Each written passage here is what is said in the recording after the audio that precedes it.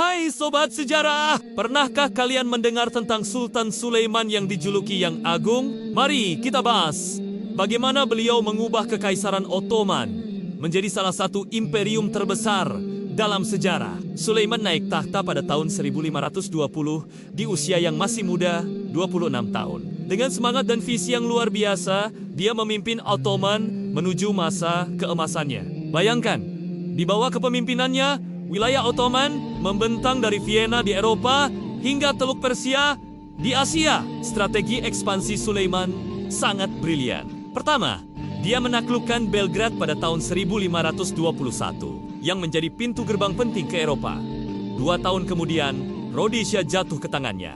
Tapi prestasi terbesarnya adalah ketika dia berhasil merebut Budapest pada 1526, menjadikan Hungaria sebagai wilayah vasalnya.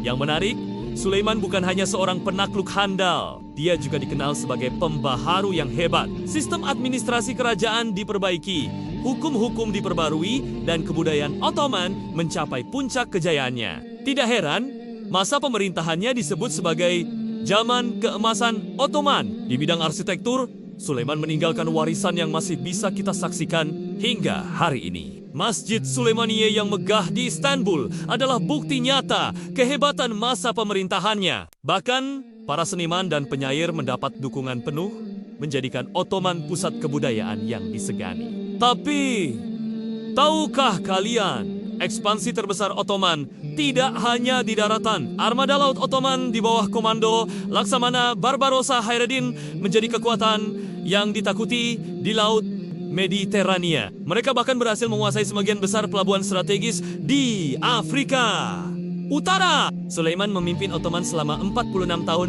hingga wafatnya pada ke-1566 di bawah kepemimpinannya. Ottoman tidak hanya menjadi kekuatan militer yang tangguh, tapi juga pusat peradaban yang maju dalam ilmu pengetahuan, seni, dan arsitektur. Nah, itulah kisah singkat tentang bagaimana Sultan Sulaiman memperluas dan memajukan Kekaisaran Ottoman. Kalau kalian suka dengan konten sejarah seperti ini, jangan lupa like, subscribe, dan bagikan ke teman-teman kalian. Ya, sampai jumpa di video berikutnya dengan kisah sejarah menarik lainnya.